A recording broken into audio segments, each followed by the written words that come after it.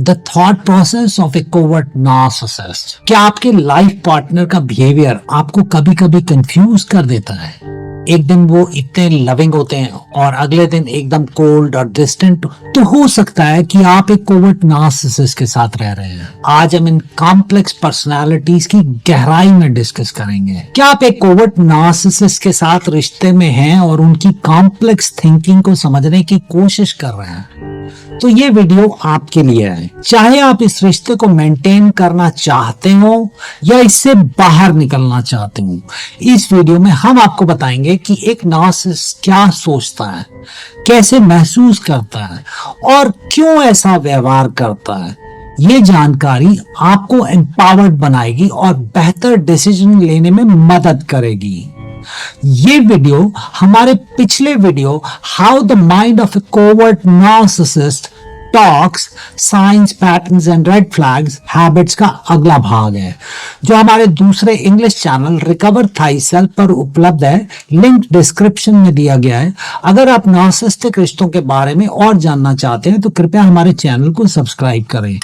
यदि आप नार्सिसिस्ट रिश्तों से संबंधित किसी भी इशू का सॉल्यूशन चाहते हैं और काउंसलिंग की जरूरत है तो आप हमें डायरेक्टली कॉल करके सेशन बुक कर सकते हैं। हम नार्सिसिस्टिक रिलेशनशिप काउंसलिंग में स्पेशलाइज करते हैं। आप सोच रहे होंगे लेकिन वो तो इतने चार्मिंग लगते हैं। बस यही तो प्रॉब्लम है। ये छुपे हुए नार्सिसिस्ट मास्टर मैनिपुलेटर्स होते हैं जो अपने रियल इंटेंशंस को हाइड करने में एक्सपर्ट होते हैं। याद रखिए, हर कोई जो सेल्फिश लगता है वो नार्सिसिस्ट नहीं होता। लेकिन अगर आपको कंसिस्टेंटली ऐसा फील हो रहा है कि समथिंग इज ऑफ, तो हो सकता है कि आप करेक्ट हो। तो चलिए शुरू करते हैं इस एक्साइटिंग जर्नी को, जहां हम एक कोवर्ट नार्सिसिस्ट के माइंड को एक्सप्लोर करेंगे। Sign number 1, double life of the covert narcissist. क्या आपने कभी फील किया है कि आपका पार्टनर दो अलग अलग पर्सनालिटीज के साथ लिव करता है? रिसर्च है कि लगभग 6% लोग नार्सिसिस्टिक पर्सनालिटी डिसऑर्डर से अफेक्टेड होते हैं, लेकिन कोवर्ट नार्सिसिस्ट को आइडेंटिफाई करना बहुत डिफिकल्ट होता है। ये कोवर्ट नार्सिसिस्ट एक डबल लाइफ जीते हैं। बाहर वो एक परफेक्ट इमेज प्रोजेक्ट करते हैं, लेकिन घर के अंदर वो एकदम डिफरेंट हो जाते हैं। ये जैसे कि वो एक मास्क पहने हैं जो सिर्फ उनके क्लोजेस्ट रिलेशनशिप में उतरता है। मेरा पार्टनर तो सबके सामने एकदम जेंटलमैन की तरह बिहेव करता है, लेकिन घर में वो एक डिफरेंट पर्सन बन जाता है।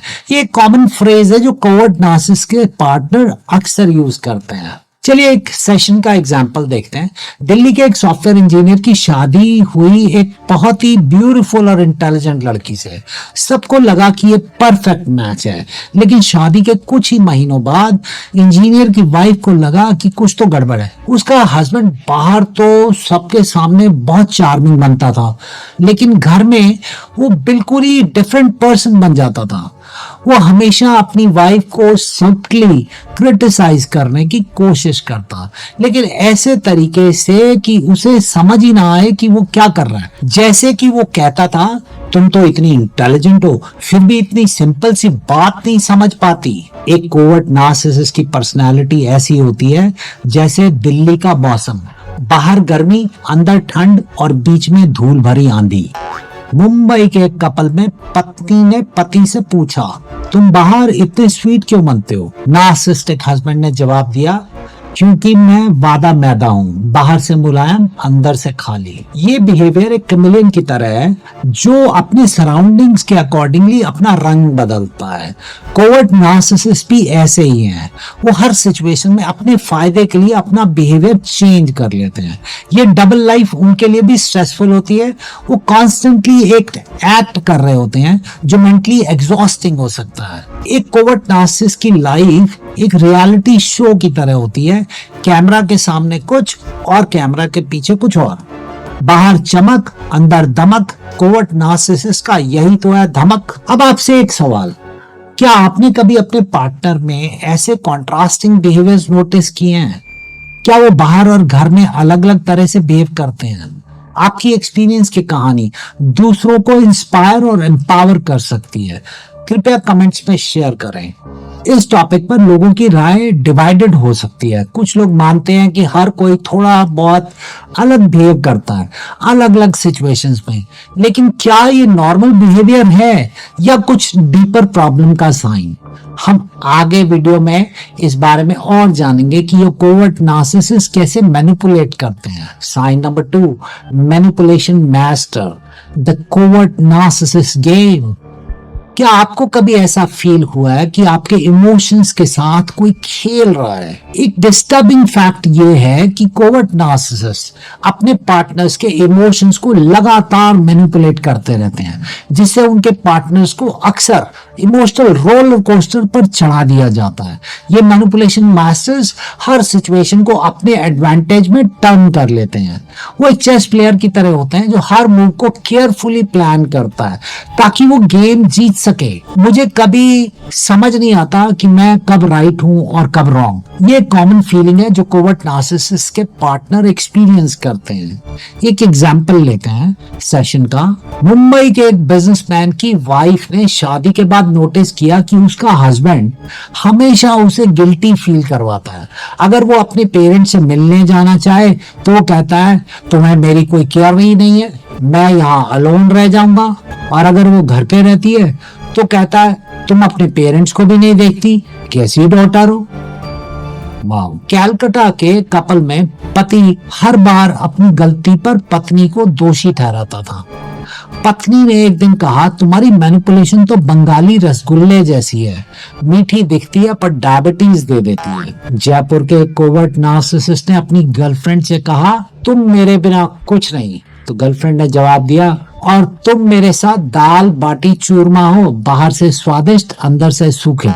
ये मैनिपुलेशन एक मैजिशियन के ट्रिक की तरह है। जैसे मैजिशियन ऑडियंस का ध्यान दूसरी तरफ डाइवर्ट करता है ताकि वो अपना ट्रिक परफॉर्म कर सके, वैसे ही कोवर्ट नार्सिसिस्ट अपने पार्टनर का ध्यान उनकी फीलिंग से हटाकर अपनी नीड्स पर फोकस करवाता है। ये कांस्टेंट मैनिपुलेशन उनके ओन इनसिक्योरिटीज का रिजल्ट होता है। वो अपने आप को इतना इनसिक्योर फील करते हैं कि वो दूसरों को कंट्रोल करके ही सेफ फील कर पाते हैं। एक कोवर्ट नार्सिसिस्ट के साथ रिलेशनशिप एक ऐसे डांस की तरह है जहां आप कभी लीड नहीं कर सकते क्योंकि उन्हें हमेशा सेंटर स्टेज चाहिए होती है। शतरंज की चाल, भावनाओं का जाल, कोवर्ट नार्सिसिस्ट का यही तो कमाल। अब आपसे एक क्वेश्चन है, क्या आपने कभी फील किया है कि आपके इमोशंस के साथ कोई खिलवाड़ कर रहा है? क्या आप अक्सर कंफ्यूज फील करते हैं कि आप कैसे रिएक्ट करें? आपकी जर्नी दूसरों के लिए गाइड हो सकती है।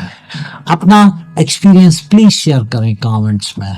इस टॉपिक पर बहुत कंट्रोवर्सी है। कुछ लोग कहते हैं कि हर रिलेशनशिप में थोड़ी बहुत मैनिपुलेशन होती है, लेकिन कहाँ खींचनी है लाइन? ये नॉर्मल से टॉक्सिक में कब बदल जाता है? आगे वीडियो में हम एक्सप्लोर करेंगे कि ये कोवर्ट नार्सिसिस्ट कैसे अपनी इनसिक्योरिटीज को छुपाते हैं।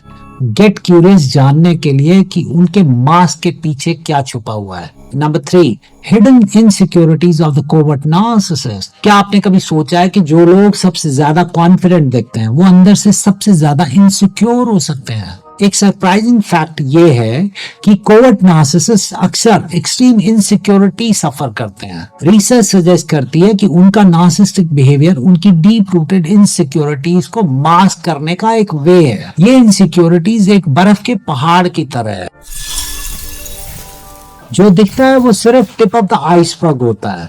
सरफेस पे वो कॉन्फिडेंट और सेल्फ एश्योर्ड दिखते हैं, लेकिन अंदर से वो कांस्टेंट वैलिडेशन और एडमिरेशन की नीड फील करते हैं। मैं हमेशा फील करता हूँ कि मुझे प्रूव करना पड़ता है कि मैं वर्दी हूँ।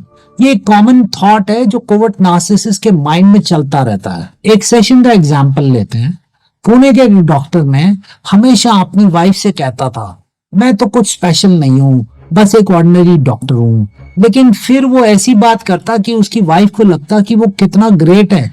वो चाहता था कि उसकी वाइफ उसे बार बार रीअश्योर करे कि वो कितना अमेजिंग है। बेंगलुरु के एक आईटी प्रोफेशनल की सेल्फ एस्टीम उसके लैपटॉप की बैटरी जैसी थी, बाहर से फुली चार्ज, लेकिन जरा सा लोड आया और खत्म। अहमदाबाद के कोवर्ट नार्सिसिस्ट ने अपनी पत्नी से कहा मैं तुम्हारे बिना कुछ नहीं हूँ, पत्नी ने जवाब दिया, हाँ तुम बिल्कुल खाली गरबा के मैदान जैसे हो, सिर्फ तब बढ़ते हो जब कोई तुम्हारी तारीफ करता है। ये बिहेवियर एक लीकी बकेट की तरह है, जितना भी प्रेज और एडमिरेशन उनमें डाला जाए वो कभी भरता नहीं है। उनकी इनसिक्योरिटी एक बॉटमलेस पिट की तरह होती है। लेकिन क्या आप जानते हैं कि ये कांस्टेंट नीड फॉर वैलिडेशन उनके लिए भी एग्जॉस्टिंग हो सकती है। वो हमेशा दूसरों की नजरों में परफेक्ट दिखने की कोशिश में लगे रहते हैं, जो बहुत स्ट्रेसफुल हो सकता है। एक कोवर्ट नार्सिसिस्ट की सेल्फ एस्टीम एक पानी पूरी जैसे होती है, बाहर से कड़क लगती है पर अंदर से खोखली। बाहरी शान, अंदरूनी तूफान, कोवर्ट नार्सिसिस्ट की यही तो पहचान। बाहर से मजबूत, अंदर से टूटा, कोवर्ट नार्सिसिस्ट का यही तो झूठा मौखौटा। क्या आपने कभी किसी ऐसे व्यक्ति को देखा है जो बाहर से बहुत कॉन्फिडेंट दिखता था लेकिन अंदर से बहुत ही इनसिक्योर है? आप उनकी इनसिक्योरिटी को कैसे हैंडल करते हैं? अपनी स्ट्रगल्स और ट्रायम्फ्स के बारे में बताकर आप दूसरों को मोटिवेट कर सकते हैं। So please right in comments. इस टॉपिक पर लोगों की ओपिनियंस डिवाइडेड है। कुछ लोग कहते हैं कि हर किसी में थोड़ी बहुत इनसिक्योरिटी होती है, लेकिन कब ये नॉर्मल इनसिक्योरिटी से एक डीपर साइकोलॉजिकल इशू में डेवलप हो जाती है। आगे वीडियो में हम देखेंगे कि ये कोवर्ट नार्सिसिस्ट कैसे अपनी बातों को ट्विस्ट करके दूसरों को मैनिपुलेट करते हैं। गेट रेडी टू उनकी लैंग्वेज को, हिडन मैसेजेस को डिकोड करने के लिए। Number 4, twisted words of covert narcissist. क्या आपको कभी ऐसा लगा है कि आपका पार्टनर कुछ कह तो रहा है लेकिन मतलब कुछ और निकल रहा है? एक कोवर्ट नार्सिसिस्ट कम्युनिकेशन को एक वेपन की तरह यूज करते हैं। वो मास्टर है इनडायरेक्ट कम्युनिकेशन के, जहां उनके वर्ड्स का लिटरल मीनिंग और एक्चुअल इंटेंशन बिल्कुल अलग होता है। इनडायरेक्ट कम्युनिकेशन एक मेज की तरह है, जहां आप जितना ज्यादा समझने की कोशिश करते हैं उतना ही ज्यादा कंफ्यूज हो जाते हैं। वो ऐसी लैंग्वेज यूज करते हैं जो सीधी सादी लगती है लेकिन उसमें हिडन बार्ब्स और सटल क्रिटिसिज्म छुपे होते हैं। जैसे मैं कभी समझ नहीं पाता कि वो एक्चुअली क्या कहना चाहते हैं। ये कॉमन फ्रस्ट्रेशन है जो कोवर्ट नार्सिसिस्ट के पार्टनर्स फील करते हैं। एक सेशन का एग्जांपल लेते हैं। कैलकाटा के एक कपल में वाइफ ने हस्बैंड से पूछा कि उसने उसका बर्थडे क्यों भूल गया। तो हस्बैंड ने कहा, तुम हमेशा मुझे ही क्यों ब्लेम करती हो? तुम्हें पता है मैं कितना बिजी रहता हूँ। तुम कभी मेरी फीलिंग्स के बारे में सोचती भी हो? देखा कैसे उसने सारा ब्लेम पलट दिया। चेन्नई के कोवर्ट नार्सिसिस्ट की बातें समझना ऐसा था जैसे गर्मी में रसम पीना। तीखी लगती है पर कहते हैं कि अच्छी है। लखनऊ के कपल में पति की बातें इतनी घुमावदार थी कि पत्नी ने कहा, तुम्हारी बातें तो तुम्हारी टोपी की कढ़ाई जैसी है, देखने में सुंदर पर समझ में नहीं आती। ये कम्युनिकेशन स्टाइल एक मैजिशियन के स्लाइट ऑफ हैंड ट्रिक की तरह है। जैसे मैजिशियन आपका ध्यान कहीं और डाइवर्ट करता है, वैसे ही कोवर्ट नार्सिसिस्ट कन्वर्सेशन को ऐसे डायरेक्शन में ले जाता है जहां वो कंफर्टेबल फील करता है। ये इनडायरेक्ट कम्युनिकेशन उनके लिए भी एक डिफेंस मैकेनिज्म है। वो डायरेक्ट कम्युनिकेशन से बचने के लिए इस तरह की लैंग्वेज यूज करते हैं। एक कोवर्ट नार्सिसिस्ट से बात करना ऐसा होता है जैसे आप एक ऐसे रेस्टोरेंट में खाना ऑर्डर कर रहे हैं जहां मेन्यू में सिर्फ रिडल्स लिखे हैं। मीठी बातें, छुपा जहर, कोवर्ट नार्सिसिस्ट की भाषा का यही है असर। क्या आपने कभी किसी ऐसी कॉन्वर्सेशन को एक्सपीरियंस किया है जहां आपको लगा कि कुछ कहा तो कुछ और गया है, लेकिन आप एग्जैक्टली पॉइंट नहीं कर पा रहे हैं कि क्या गलत था? आप ऐसी सिचुएशन में कैसे रिएक्ट करते हैं? अपनी स्टोरी को दुनिया के साथ शेयर करने से डरो मत। आप कभी नहीं जानते कि आप किसी की जिंदगी बदल सकते हो। So please comment your experience.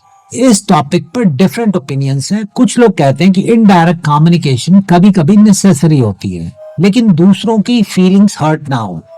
लेकिन कब ये हेल्दी कम्युनिकेशन से मैनिपुलेटिव बिहेवियर में बदल जाता है? आगे वीडियो में हम एक्सप्लोर करेंगे कि ये कोवर्ट नार्सिसिस्ट कैसे कांस्टेंट प्रेज और अटेंशन की नीड रखते हैं। क्या आप क्यूरियस हैं जानने के लिए वो कैसे अपनी ईगो को फीड करते हैं? Number 5, the praise hunger of the covert narcissist. क्या आपने कभी ऐसे व्यक्ति को देखा है जो हर कॉन्वर्सेशन को अपनी तरफ मोड़ लेता है? एक कोवर्ट नार्सिसिस्ट के लिए प्रेज और एडमिरेशन एक एडिक्शन की तरह होती है। रिसर्च सजेस्ट करती है कि वो लिटरली दूसरों की प्रेज से हाई फील करते हैं, जैसे कोई ड्रग से करता है। ये कांस्टेंट नीड फॉर एडमिरेशन एक ब्लैक होल की तरह है। कितना भी अटेंशन दो, वो हर सिचुएशन को एक अपॉर्चुनिटी की तरह देखते हैं जहां वो स्पॉटलाइट में आ सके। एक नार्सिसिस्ट का कॉमन थॉट जो उसके माइंड में चलता रहता है वो है कि उन्हें लगता है कि उन्हें इनफ अप्रिशिएट नहीं किया जाता। एक सेशन का एग्जांपल लेते हैं। बेंगलुरु के एक स्टार्टअप फाउंडर हमेशा अपनी टीम के अचीवमेंट्स को अपने नाम पर ले लेता था। अगर कोई उसे डायरेक्टली प्रेज करता तो वो कहता, ओह मैं तो कुछ स्पेशल नहीं हूं। लेकिन फिर वो घंटों तक अपनी हम्बल बिगिनिंग्स और विजनरी आइडियाज के बारे में बातें करता रहता था। हैदराबाद के कोवर्ट नार्सिसिस्ट की तारीफ की भूख ऐसी थी जैसे बिरयानी के बाद मीठे की इच्छा, कभी खत्म ही नहीं होती है। इंदौर के कपल में पति हर वक्त अपनी तारीफ सुनना चाहता था। पत्नी ने एक दिन कहा कि तुम्हारी तारीफ की भूख तो इंदौरी चाट जैसी है, जितना खाओ उतनी ही बढ़ती जाती है। ये बिहेवियर एक स्पॉन्ज की तरह है जो सारी प्रेज और अटेंशन को एब्जॉर्ब कर लेता है, लेकिन कभी सेटिस्फाइड नहीं होता।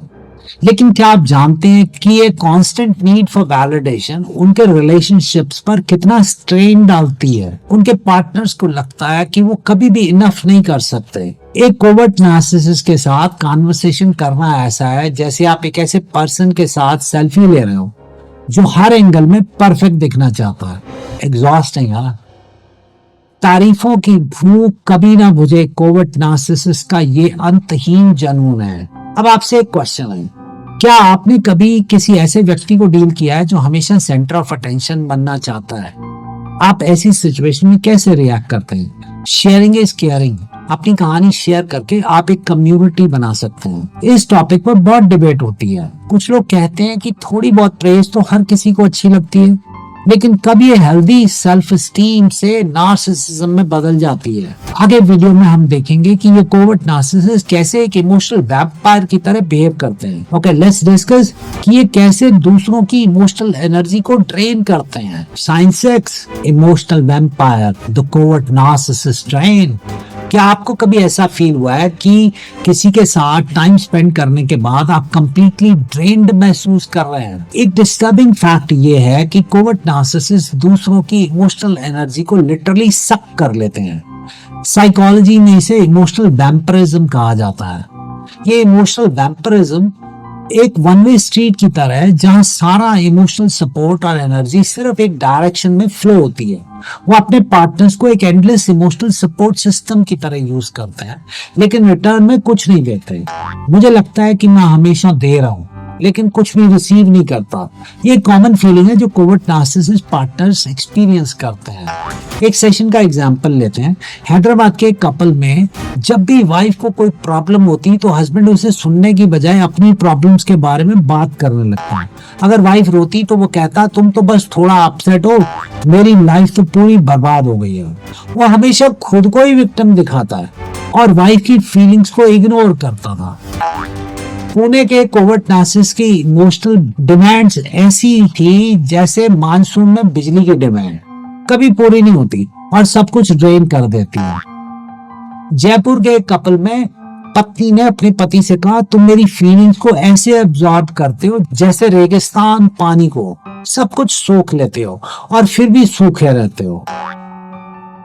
ये बिहेवियर एक लीच की तरह होता है जो दूसरों की इमोशनल एनर्जी को सक करता रहता है, लेकिन कभी भी सेटिस्फाइड नहीं होता। ये कांस्टेंट इमोशनल ड्रेनिंग उनके इमोशनल ग्रोथ को भी स्टंट करता है। वो कभी भी ट्रूली एम्पैथेटिक या इमोशनली मैच्योर नहीं बन पाते हैं। एक कोवर्ट नार्सिसिस्ट के साथ इमोशनल कनेक्शन रखना ऐसा है जैसे आप एक ऐसे वेल में पानी डाल रहे हो जो कभी भरता नहीं है। फ्रस्ट्रेटिंग और एग्जॉस्टिंग। प्यार चुराए, दिल दुखाए, कोवर्ट नार्सिसिस्ट यूं जान घटाए। अब आपसे एक क्वेश्चन, क्या आपने कभी किसी ऐसे रिलेशनशिप को एक्सपीरियंस किया है जहां आपको लगता है कि आप सिर्फ दे रहे हैं लेकिन कुछ रिसीव नहीं कर पा रहे? आप ऐसी सिचुएशन में सेल्फ केयर कैसे करते हैं?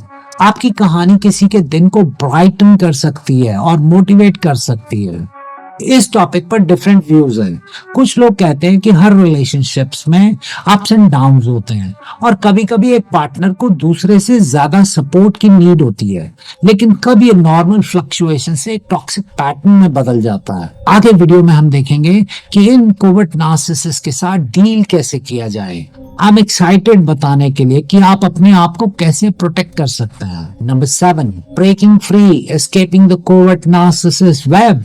क्या आप कभी ऐसे रिलेशनशिप में स्टक फील कर रहे हैं जहां आप कॉन्स्टेंटली ड्रेन्ड और कंफ्यूज महसूस करते हैं? एक होपफुल फैक्ट ये है कि आप अकेले नहीं हैं। मिलियंस और लोग टॉक्सिक रिलेशनशिप से डील कर रहे हैं और बहुत से लोग इनसे सक्सेसफुली बाहर भी निकले हैं।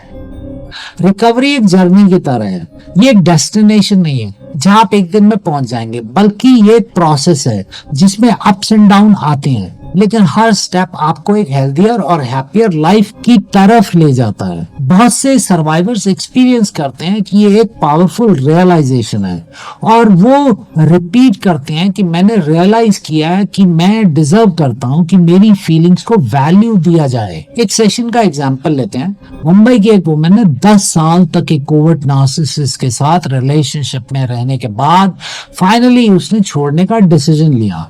उसने कहा, शुरू में मुझे बहुत डर लग रहा था, लेकिन जैसे जैसे मैंने अपने आप पर फोकस करना शुरू किया, मुझे रियलाइज हुआ कि मैं कितनी स्ट्रांग हूँ। दिल्ली की एक लड़की ने अपने कोवर्ट नार्सिसिस्ट बॉयफ्रेंड को छोड़ दिया। उसने कहा कि उसे छोड़ना ऐसा था जैसे दिल्ली की ट्रैफिक से निकलना। मुश्किल लगता था, पर जब निकल गई तो जिंदगी हल्की हो गई। कैलकाटा के कपल में पत्नी ने अपने कोवर्ट नार्सिसिस्ट पति को छोड़ने के बाद कहा, उससे अलग होना ऐसा था जैसे रसगुल्ले से चीनी निकालना।